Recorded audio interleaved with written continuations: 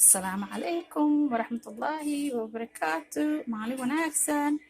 walaalaheen maanta maxaan karinay digir gaduud iyo digir cad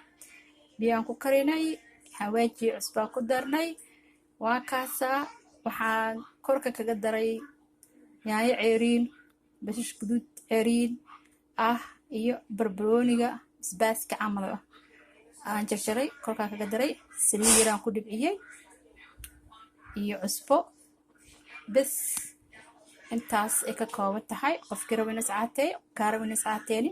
ceesha ku cunaysaa rooti ku cunaysaa canjeera ku cunaysaa biisa ku cunaysaa waxay diidaysa male marka aad rabin inaa intid hilib tana cuni kartaa booska hilibkay ku galaysaa maxaan ku dhahay ma ku cayilinayso waxa ma ku dhibayso inta macaan waaye marmar ku tuuro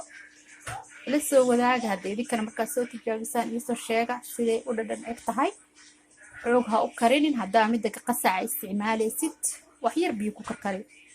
haddii midda kale ay isticmaalaysid intaa biyaha ku karkarso iska daadisid dami waxa la xaarta ku dush kaga darso basal barbarooni yaanyo ceeriin basbaas